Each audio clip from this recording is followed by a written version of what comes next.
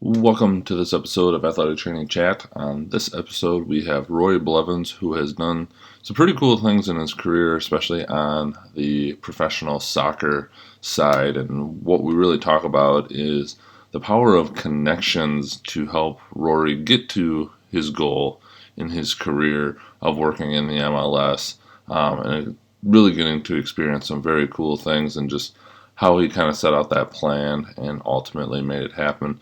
But then kind of how things shifted and different priorities in life came up and different changes. And now, after some times of maybe not the best job, Roy's found himself in a really good spot, and we talk about that and what some of the keys he was looking for in order to find that role and ultimately thrive in it as he is now. So lots of good information in this one, depending on which part of your career you're in, what your goals are, and what you're trying to do.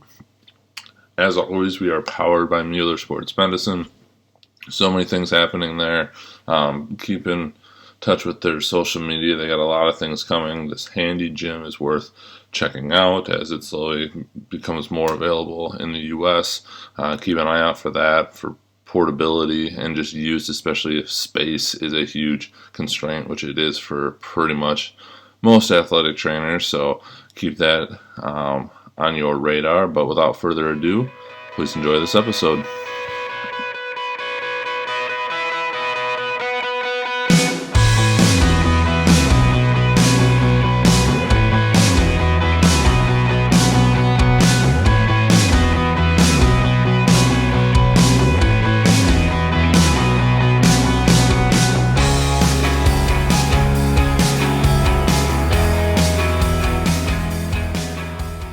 On this episode of Athletic Training Chat, we are on with Rory Blevins, who is an athletic trainer who has done quite a bit in his career, and we connected via social media, the wonderful world of that, because it does bring good things. But really, the conversation we were wanting to have and kind of the thing that we looked at is kind of finding the AT profession later in his career, but then really working at a whole variety of levels in terms of competition and how things have kind of gone back and forth from working with professional soccer and U.S. soccer at different levels to the secondary school setting, which I know we've had several people on that have done different things. But I think, when you kind of worked at that professional level and with all the different resources and that level of athlete, it can be really interesting how that skill set brings down to working with what I still consider to be one of the more difficult and complex settings, and still give all the praise to secondary school athletic trainers for what everyone does in that setting. But before we get into it, I'm going to turn it over to Rory to fill in kind of his background on what he's done, and then we'll jump into some of the different questions and go from there. Well, I appreciate you having me on. This has been something I've been looking forward to for a while, ever since I started listening to your podcast. And we connected, and I thought, I've had kind of an interesting story, interesting path, and I've had a lot of people help me get to where I'm at along the way, and I've had a lot of really cool and unique opportunities, resources, just a lot of different things. So I felt it would be kind of interesting to kind of share my story, and maybe somebody out there finds it interesting as well, because our profession is so diverse, and I think mine definitely has some of those characteristics. So for me, how I got into the podcast world, my son was born in 2019, so that meant I needed to upgrade vehicles to a Dadmobile SUV, and so with that came Apple CarPlay, which I had never had before. So I saw the podcast app on there, and so I kind of just started messing around with that and searching for athletic training stuff, and this one popped up, and there's been so many interesting and brilliant and experienced people that have been on this. So it's really cool to kind of be on it myself. So yeah, I like hearing from the others in the field from all different backgrounds, and I really started listening to it on my way to work. Kind of helps get my mind in the AT mode for the day. There's different podcasts and books that I'll listen to right now to try to help with, professional leadership, how to be a better dad, husband, all that kind of stuff. So trying to take advantage of technology in the vehicle. So long story short on that one. But a little bit about me professionally. I'm in the middle of my 12th year as an athletic trainer. I've been married for 5 years to my amazing wife, Meredith, and I'm a dad to an incredibly energetic and smart, almost 3-year-old named Brecken. It's not an easy job, nor is it easy to be a spouse of an athletic trainer. I'm very lucky that I'm in a job setting now that I genuinely enjoy, but also have a personal life that I always had dreamed of. So currently, I'm an assistant athletic trainer at Alvin High School in Alvin, Texas. I'm in the middle of my 6th year working for the Alvin Independent School District. My current supervisor and head athletic trainer, his name's Ernie Garza. He was actually my wife's athletic trainer when she was in high school at Alvin. So it's been really cool to be adopted into the Alvin Yellow Jacket family and having that history. So Alvin ISD is only my 3rd employer that I've worked for in my career. I started off working in Chicagoland for Athletico Physical Therapy as an associate athletic trainer at Glenbard South High School with my awesome coworker, Jess Bratko. And after 1 year there, I had an opportunity to relocate within the company and move to Bradenton, Florida as an associate athletic trainer for the U.S. Soccer Federation under 17 men's national team. What used to be the residency program, it is now, it doesn't exist anymore, but it was housed at the IMG Academy. So residency program was created in 1999 to kind of house the top, at that time, I think top 40 under 17 men's national team players to allow them a place to live and train daily. And their goal, I believe at that time was kind of planning towards 2010 World Cup. That their goal was ultimately to win that, to kind of start and plan towards that. So it was an honor to be a part of like a rich history soccer type of program there. And it was awesome. I worked there from 2011 to 2014 with legendary athletic trainer Jimmy Spinelli. In early 2014, I got my shot to move into my true dream job position as an athletic trainer in Major League Soccer. That was always what I wanted to do, even from high school. It just really lucky that it came as early as it did, and jumped at the opportunity that I could. And it wasn't even just the first opportunity that I could jump at. I had made a connection with the head athletic trainer for the Dynamo. At that time, it was Theron Enns. And I had met him in 2012. Our under 17 men's national team was down in Houston playing some academy teams, but also with that, we were the soft opening for the brand new Houston Dynamo Stadium. So we played the Dynamo academy team as the first official match in that stadium, and got to meet Theron through that. And with just conversation, told him, hey, I'd love to be working with you someday. And that was in 2012. And 2013, the end of their season, they have an assistant position open up. I had reached out to him. We were both in Colorado for Christmas. We met up for lunch, just kind of an informal interview. And he later offered me the job at the MLS Combine in January in Fort Lauderdale, Florida. And yeah, that was my first chance to get in the mix with Major League Soccer. So moved to Houston in January 2014. Met my wife right after the end of November when the season ended. I really thank the 2014 Houston Dynamo for not making the playoffs that year, because it gave me a chance to have a personal life and meet my wife, and life really took off after that. So yeah, I ended up leaving the Dynamo in July of 2016. There was an opportunity to leave and work for a brand new high school in the same school district that I'm at now. So I worked at that new high school for the first 2 years that it opened up.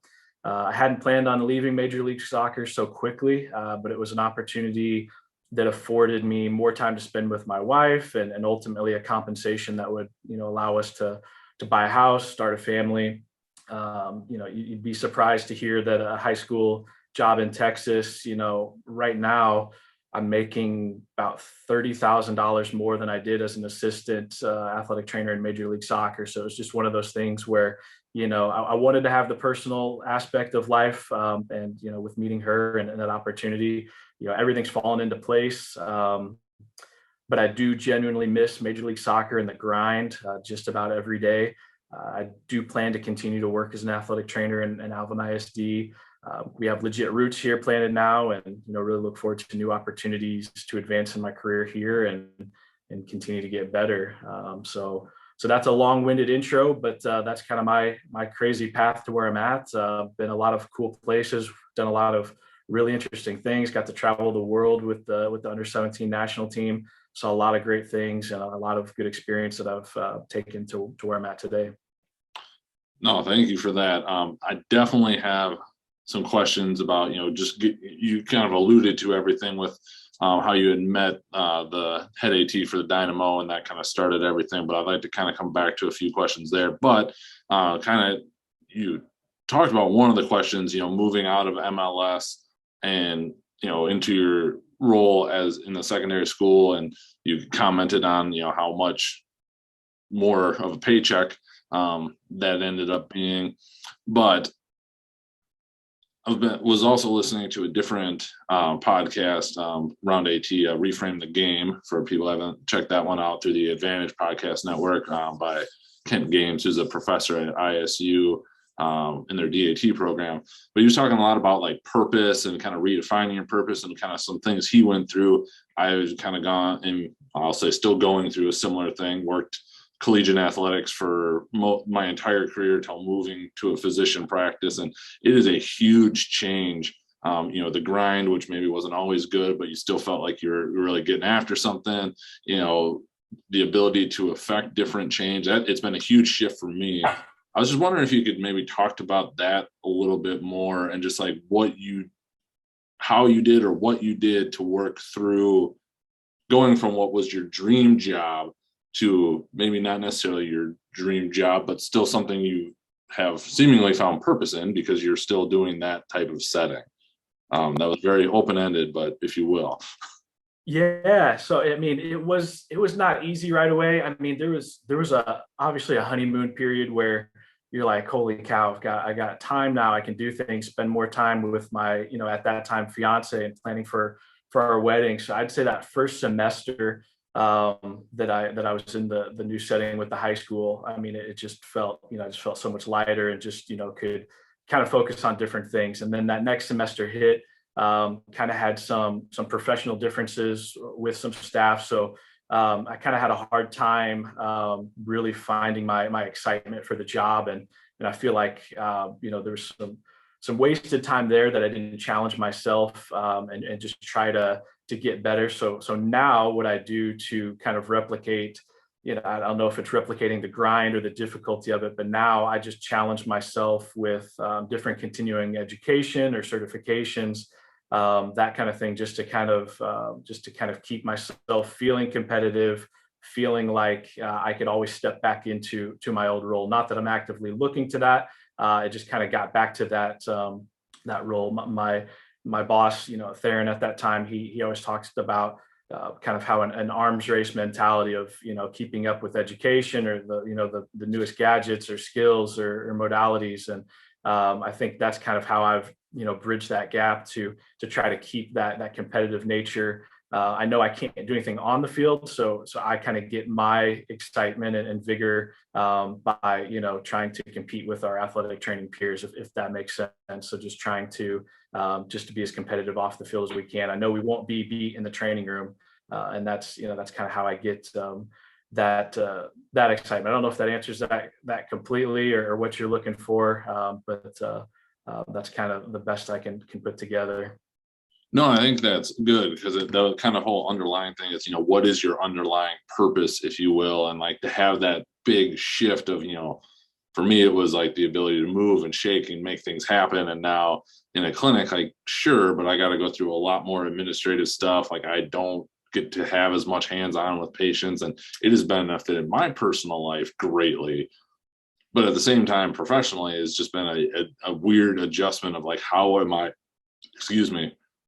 still helping people or getting them back to what they're doing. And so I was just curious, from going and traveling the world with the different things, and obviously with the Dynamo, goals of winning professionally, how you trickled. And I think you elaborate on that with it being your goal to be competitive as an AT in like a good way, because it's ultimately going to keep you sharp and providing high quality care.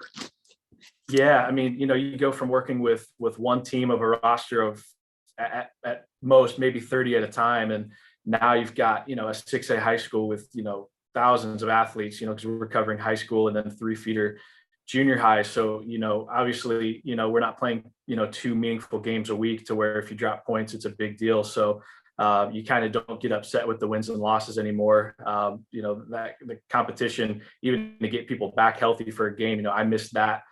With MLS, we used to call it a marathon of sprints. You're basically sprinting from game to game, just trying to get everybody healthy. So it's a little bit different. You don't have as much time with people. You have athletic periods that are about 50 minutes long each day, but we do have treatment before and after school. So yeah, the dynamic changes, the landscape changes of how many people you can see and work with. But I've just kind of gotten used to managing expectations that I can't fix it in 1 day or even 2 days. You've got time and an expectation here, but I still don't take my foot off the gas. I still want them available if they can be, if that makes sense. Nope, definitely. And appreciate you kind of diving into that a little bit, because I know that seems to be a question that comes up a lot, or a discussion point within the profession, and rightfully so, of how do you go from a job, or can you make something sustainable for what your personal goals are? And obviously that's worked for people who have families and everything in different settings and have made it work, but that doesn't work for everyone. It wouldn't probably work for me just given my personal life to be gone that much. I wouldn't be where I'm at right now. So Sure.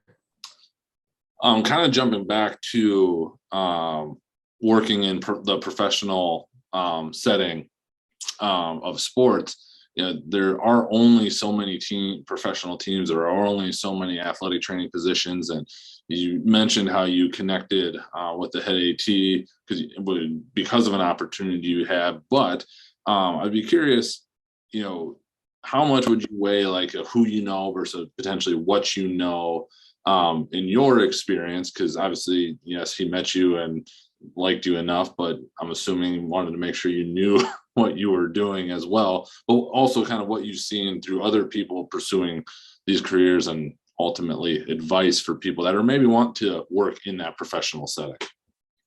For professional soccer, I can obviously attest, and I would assume it's similar for the other leagues as well. But a gigantic piece of it is who and kind of having that network. And soccer is the world's game, but I've come to find in the U.S. it is such a small world with who knows who. Just within the U.S. Soccer Federation, the Major League Soccer itself.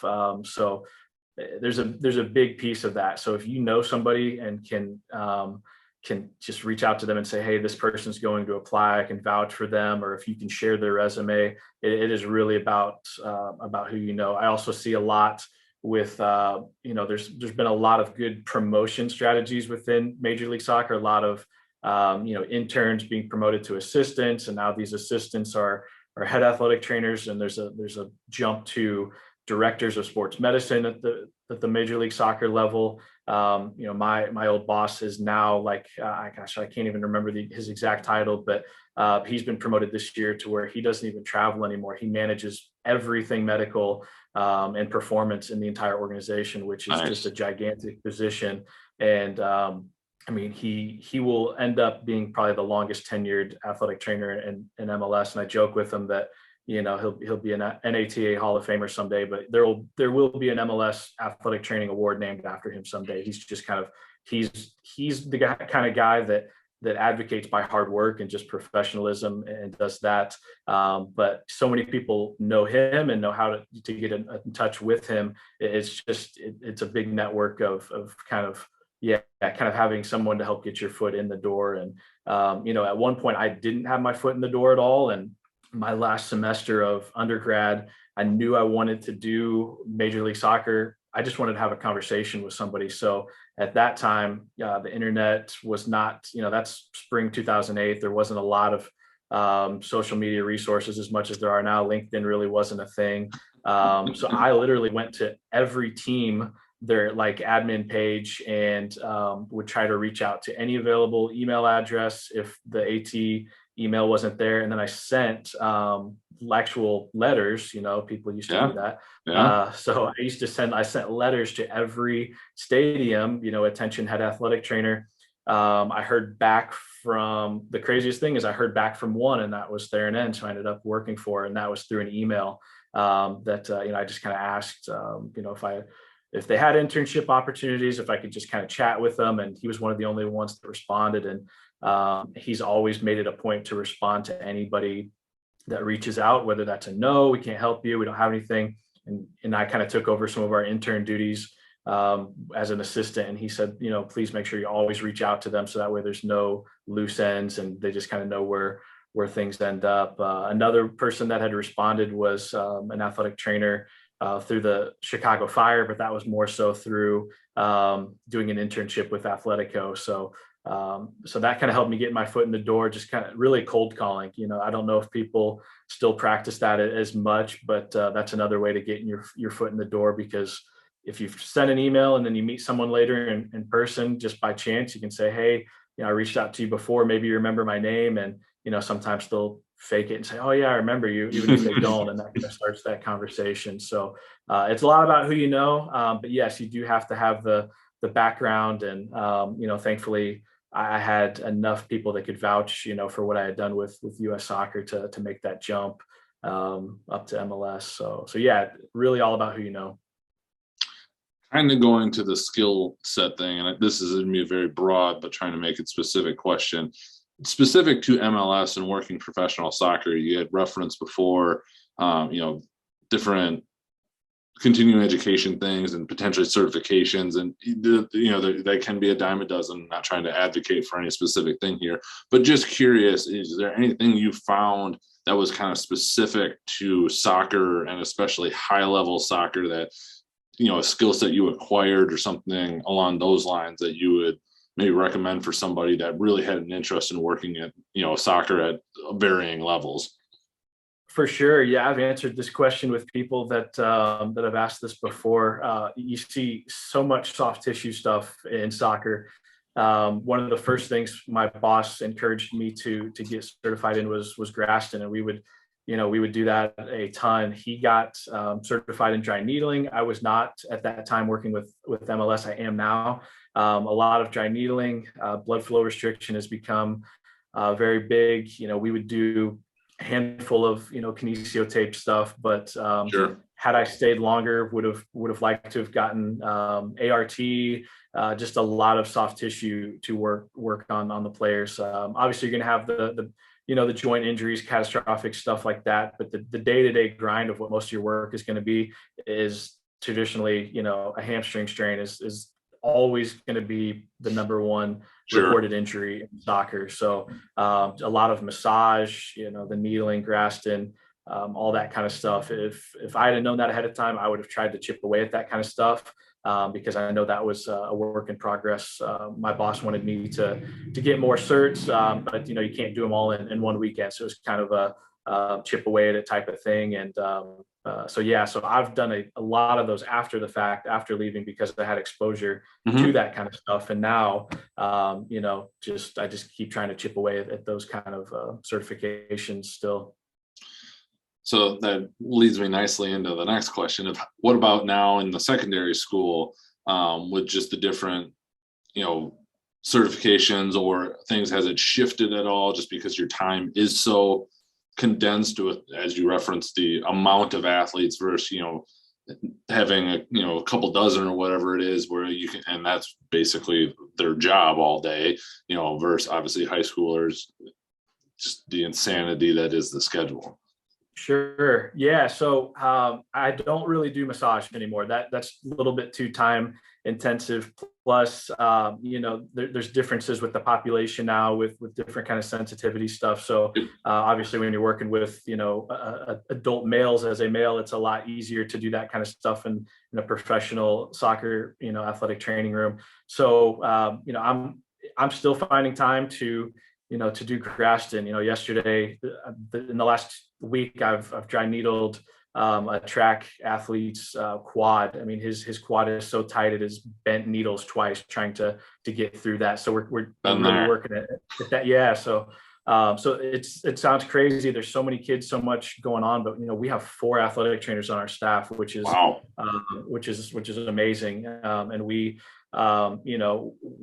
just kind of do what we can in those moments. There's certain days where I'll tell an athlete can't do BFR today. But there's times yesterday, another injury, I used one of the modes on BFR for like a recovery setting where he just sits there passive, 25-minute cycle on that. So still able to use those kind of things and then, set it and walk away.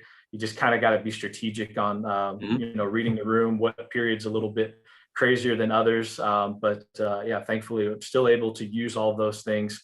It just, you kind of maybe have to pick a certain day to do them where you can step away and do that. But yeah, those would be the biggest differences. But it's surprising we're still able to do all those, and just dry needling in a high school alone seems crazy. But I mean, our district has supported it, and all of our schools offer that, and amazing for the community to have all these services. So I really try to use it as much as I can to justify the training and all that, just to kind of support the investment that everybody's made. So this kind of next question I had, didn't realize you had 4 athletic trainers. It sounds like you guys are plenty busy because you service a large group of people. So the numbers may shake down a little bit more, but not every secondary school has all these resources. I don't know, and that's part of the question is, how did you guys bring those in? I know even a lot of small universities don't necessarily have all of these resources.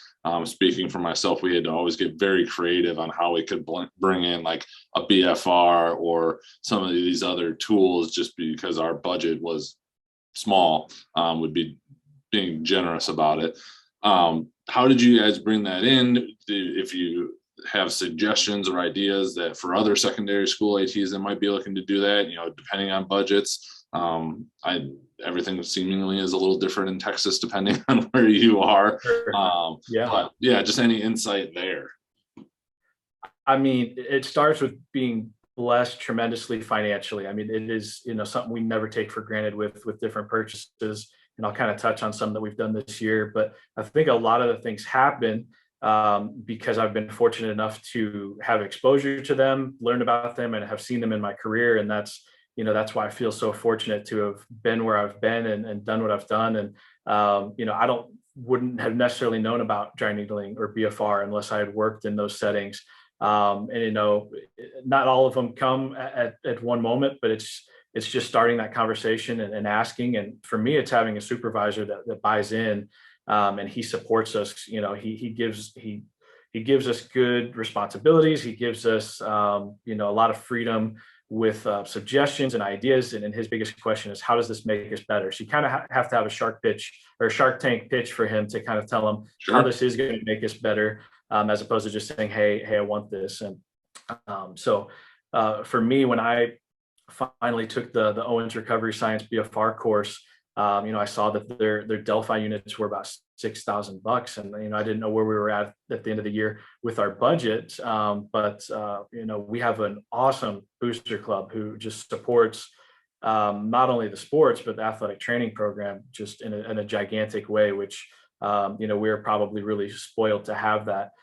So they've bought us 2 Delphi BFR units that we use. This year they bought the Game Ready Med4 Elite unit, which I had been eyeing for years, and that's become really my favorite piece of equipment. We use that at least a dozen times a day, just having those different settings for recovery and treatment. And then we just got funding for new cardio equipment. So this afternoon, I'll be calling Peloton. We're getting a treadmill and a bike, and part of that is to kind of have a measurable, interactive but fun way for student athletes to do cardio. So instead of getting on the spin bike for 15 minutes looking at their phone, they're going to do a 15-minute HIIT workout led by an elite instructor. And so they're going to be sweating and working hard up and out of the saddle, so they're not going to have time to scroll through Twitter on there. And we're also going to use those for our concussion return to play protocols with the heart rate monitoring, and kind of,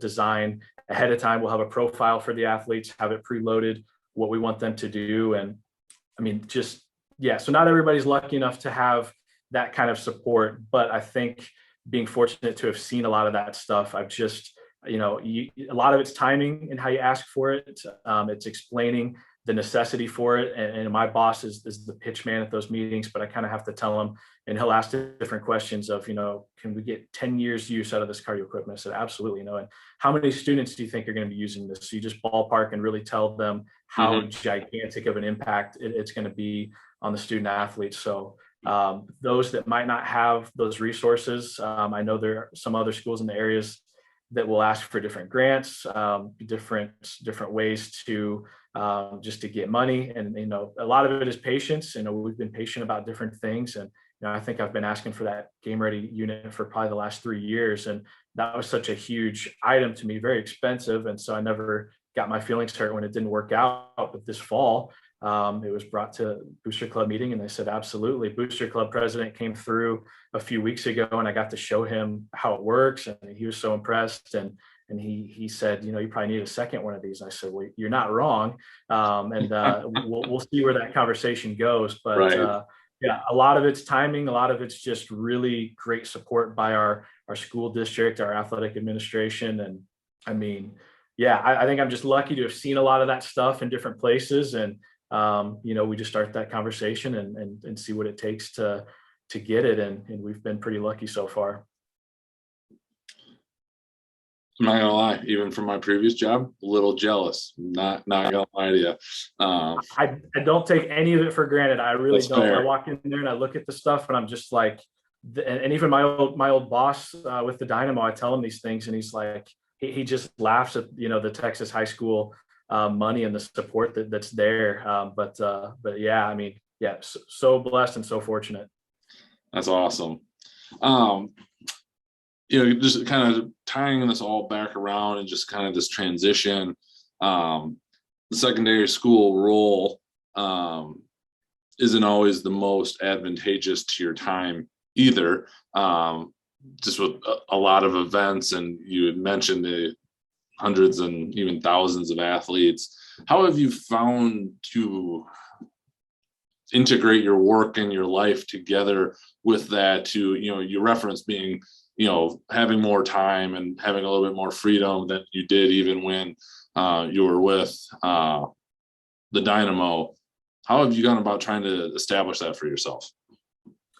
It's really having an understanding supervisor who schedules really fairly for us. And I've worked with some that don't do that, but he really gets it. He's been doing this a long time. I mean, locally, the sports significance of Phi Slama Jama, University of Houston, he was their athletic trainer back in that time. So I mean, he's been around. He's seen it from so many different ways, the highs and lows of the profession, and he knows my situation with being married and having a little one. And then I have another coworker who just had their second little guy, and he's very understanding of life outside of athletic training, and he wants that to be a balance as well. So we're kind of experimenting right now with shifting to kind of like a 4-10s model, 4 shifts of 10 hours. Sure. I'm off today, which is, still hard to believe. We're in our hardest, most difficult spring season right now with just about everything other than, basketball just having finished up. And, the fact that he gives us a day to step away and have life, take care of things, regroup a little bit. I don't think that happens everywhere. And so another big advantage for me, my wife works on the same campus that I do. She's a teacher in the school there. My mother-in-law lives across the street. She watches our 2-year-old. So at the end of the day, when my wife's headed home, she'll bring my son by and we'll hang out in the training room. We'll go sit on the golf cart, watch a game or practice. And I think that's probably a big piece that is keeping me rooted here by just having that. Those are things when I worked in professional soccer, I saw a lot of my peers didn't have, either weren't married or didn't have kids. They never bought a home because the team could shift they may lose their job. There's no guarantee of any kind of, no permanence. And I really, that was kind of scary to me to see that, how quickly life could change. And I thought, I need to make that change. And, thankfully we've had that freedom with our schedule. And so, I mean, I know I'm in a unique situation with my wife nearby, and having a super understanding boss by how he schedules things out for us. But yeah, having the four athletic trainers really helps. I mean, there are times when all four campuses that we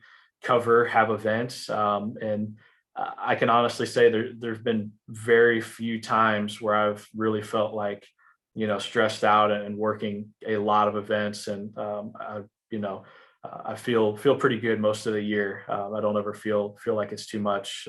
Have a good understanding of what the necessity is at that time to cover things. So you just kind of step up and do it. But I never feel overworked, and really lucky to have have those coworkers and boss to manage everything with. Plus, I really like my coworkers. I mean, going to work is enjoyable. There's a lot of fun that happens there, and we respect each other professionally and personally. And it's going to be nice to have everybody back next year. There's always turnover, and I'm excited to work with this crew again next year. And so you just feel fortunate about those moments and in the personal and professional life. That's awesome, and kudos to your boss for taking that approach. I think it would do the profession a lot more wonders to just have that understanding from the top down and being able to make it work. I think that's going to be a big thing going forward. Anything we haven't covered that you wanted to cover about your time in MLS and now kind of moving into your, the secondary school? I don't think so. Awesome. Well, if you're up for it, we'll jump into the AT chat questions. Okay. First one, where do you see athletic training going in the next 5 to 10 years? And if you can kind of set the example that you're talking about, or if it's a global vision.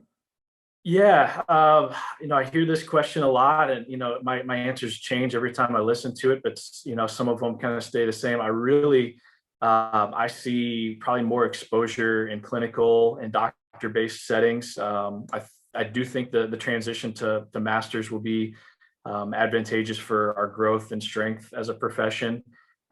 I think the recent Alcorn State situation will be a case study for several years to come. I think it brought national attention to what can't be viewed as a luxury anymore. So that may be maybe something that helps in the future.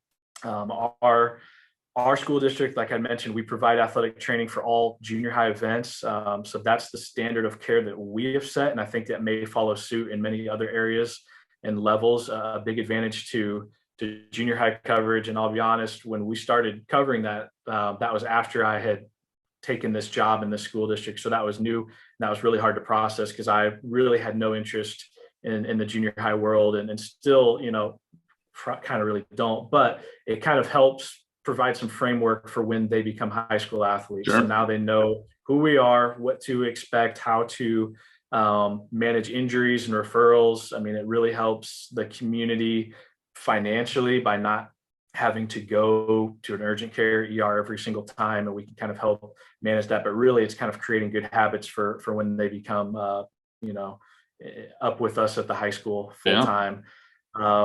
I also think there'll be an establishment of more director of sports medicine positions. I really think that is a piece that needs to keep going. I think we're at the point where expectations are really high in the administrative roles, and that the head athletic trainer position shouldn't have to carry all of that weight in addition to the other duties that we do. So I see also more acceptance and practice of the medical model for athletic training. I think that's a more professional approach to what we do, and really hope to see that. So I think, 5 to 10 years, I think that's probably reasonable, and hopefully so in some of those cases. Absolutely. What advice would you give yourself if you could go back to when you were a younger athletic trainer, if you could set the time frame? I really wish I could go back because there's a lot that I would change. The Preach. biggest, yes, the biggest advice, and it only took me, until recent, is that you can't control everything. Some of that comes with being a dad. You just kind of understand life a little bit differently. You appreciate things differently. But you can't predict and you can't prevent everything. And I always thought that I was supposed to be able to do that. And I know that's completely unrealistic, but I think we get that impression in our own minds. Things are going to happen. It's all about how you react. Coaches overreact. There's high pressure situations. It's all about presenting that information and explaining situations calmly but effectively. And I think I know for sure I didn't do that well early in my career. I think specifically to one former athlete, a soccer player. We were playing a couple Midwest friendlies. We were playing some academy teams. We just played in St. Louis the night before, and we flew to Columbus to play the crew academy the next day. And I'm in the meal line with this young man, and he says to me, I've got a headache. I hit my head last night in the game, and I'm finding myself getting ticked at him that he didn't tell me earlier. And I'm like, well, maybe the symptoms just came on. Several years, processing that. I'm like, why did I get irritated with myself and with this young man for not telling me? And I'm like, the symptoms could have just come on. And here I am thinking I was supposed to know that he was going to have this head injury and predict this kind of stuff. And, I feel really bad, probably for how I reacted on that one. But that one sticks out in my mind where I'm like, I cannot believe, I overreacted on that one. So now when stuff comes up, if we do a concussion assessment and we don't see anything, and the next day someone comes back with symptoms, it's just, you take it as life presents itself to you. Maybe they didn't have symptoms today, tomorrow they can come, and you just manage what comes at you. And I think that just comes with maturity in the career. But man, I would have had a lot less tough conversations with athletes and coaches, and getting ticked at myself, and just would have been a lot happier. So I wish I could go back and change that. Yeah, I feel very seen in that answer. I understand that one, and I would redo a lot of things differently just from learning life. What has been the most influential resource you have found in your career? I'm going to guess I could figure this one out, but I want to hear it from you. Well, it's kind of twofold. So people, for sure, mentors and others in the field. I've talked a lot about Theronens today. I mean, he's a gigantic mentor and friend that I can go for anything athletic training related. I mean, he's going to probably have the answer or know somebody who does. Sure. I've had some tough times in my career after working with him that I've had to go to him and just either vent or bounce ideas off of, or even just asking him, hey, what's the new thing? What's the new thing you guys have in your training room? What can I get? I'm working on kind of developing a mentor role with someone here locally, and trying to kind of pick their brain with just kind of different things in their field. Just kind of help me, think of what's next for us in our profession. So trying to just kind of seek out those relationships and do that. But another one, this might be a tacky answer, but money is a gigantic resource. I mean, money will buy you education, training, tools, gadgets. Been very fortunate in the settings to have that financial availability to function at the highest level still. But yeah, I know tacky answer, but money opens up, so much to better yourself and really be better for others. That was the first time we've heard that one, but it makes sense and I like it. So thanks for sharing that. As an AT in your role, how do you take care of yourself? So I really enjoy the time at home with my wife and my son. I'm fortunate to have that very fair work-life balance that we've talked about. So I can soak in every moment with them. Starting to see some different things, how quickly, my son's going to be 3 April 6th. And my wife just made this little reel thing on Instagram the other day, just about like how quick life moves. I think she'd seen the idea from somebody. So it literally started from his birth to, a video from last week. So I mean, it chokes you up and gives you perspective that, man, things are really, moving fast. So I really take, I soak in the Saturdays that I don't have to go in, that I can wake up and our tradition is I let my wife sleep in because she gets up early every day, take my son, pick up Chick-fil-A breakfast for us, bring it back. So those are little moments, but I would have never Nice. been able to do that with Dynamo or US Soccer. So I mean, you soak those things in. Trying to exercise more than I used to. I bought my wife a Peloton a couple of years ago for an anniversary gift, and I really like how convenient but challenging, and it's a competitive outlet as well physically. So I've enjoyed doing that at home, and that kind of opened up my interest in bringing that into the training room setting. So trying to do better with that, take care of myself. Watching sports that I'm not responsible for is also really good for my soul. Like, I mean, I can watch sports all day at school, but I'll come home. I'm a big Texas Tech athletics fan. I grew up in Illinois, so University of Illinois athletics. I'm pulling for them. Both those teams in March Madness coming up. So just going to games that I'm not covering, I really enjoy. Sure. This weekend, one of my best friends, Brian Simpson, he's the athletic trainer for Texas Tech baseball. They're in town to play a 3-game series with Rice. So I'm excited to hopefully make all 3 of those games and just kind of sit there as a fan and just soak it in. So, I mean, I'm just a sports junkie, but it's a little bit different when you're not having to respond to anything there. And then lastly, I bought an Xbox in the fall, which has been awesome to just kind of have another way to just kind of unwind. But there's different games on there that I can still be competitive, or just there's only so much I can control in life, and so with Xbox I can control that, and I find that as a fun outlet. I've been trying to get a PlayStation 5 for years. I still don't think they're available, so I just said forget it, I'm going to get an Xbox. and it's been game over. But that's what I like to do to take care of myself and just kind of unwind. If you could change or eliminate one thing, could be a modality, a common practice, a mindset, or something of your choosing in the field of athletic training, what would it be?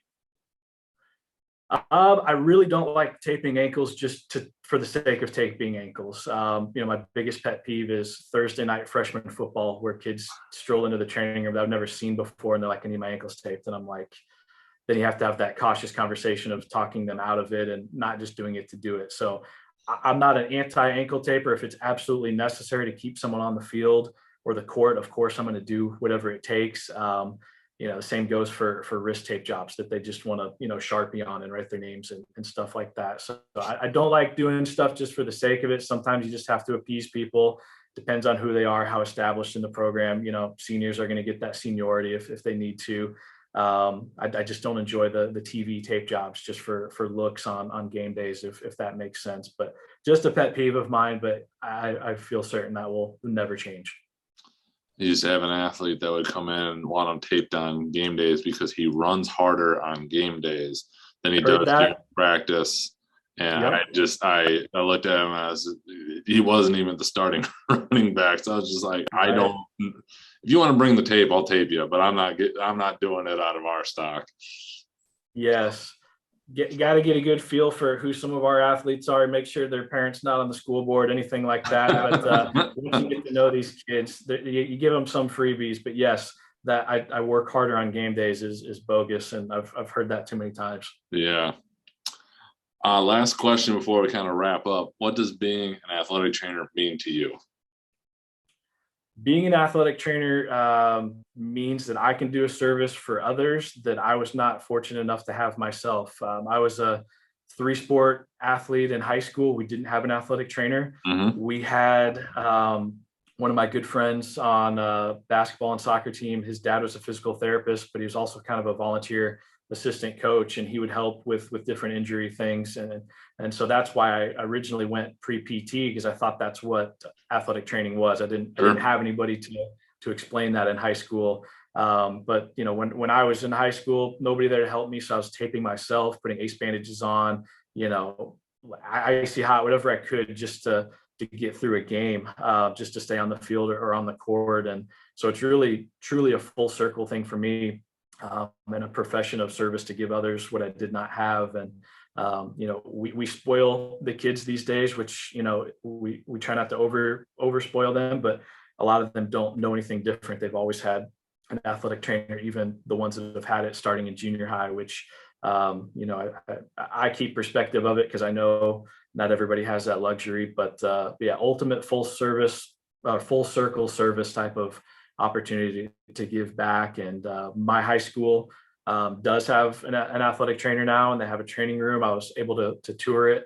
I was home in November for a funeral, and I was just really impressed to see where they've come. And That's awesome. so happy about that. And because Illinois athletic training is not the same as Texas, there's a huge expectation and the resources and support here. So I'm glad to see that it's making that change where I went. So yeah, just really giving back every day. Awesome. Well, kind of to wrap up, if people wanted to reach out to you or connect with you with any questions or just to follow what you're doing, what would be best for them to do that? And I'll link up everything you've got in the show notes. So Sure. Yeah. On Twitter, it's Rory_Blevins. I don't do a ton of athletic training stuff on there right now. It's a lot of anti-Texas Longhorn propaganda and retweets. If it's football season, it's going to be a lot of anti-Packers. So hopefully you're not a Packers fan. But it's okay. It's all right yeah, that we went up here. yeah, but mostly anti-Longhorn stuff. I like to stir it up. I got some friends that are pretty much trolls that just they get so butthurt whenever I retweet stuff or any horns down stuff. That just kind of that's a lot of what you see on there. Instagram, Blevins.Rory15. That's a lot of family stuff. Show off my family, but some athletic training stuff, and on Facebook as well. But yeah, probably need a more athletic training presence on social media stuff. But that can always be the next project. But yeah, I'm out there if anybody wants to reach out, and happy to share my story, and fortunate for everything that's happened for me along the way. Definitely. Well, thank you for making this work. I'm glad we finally got to connect and get this recorded. And look forward to staying in touch in the future. Absolutely. Yes. Thank you for your time. Of course. Thank you for yours.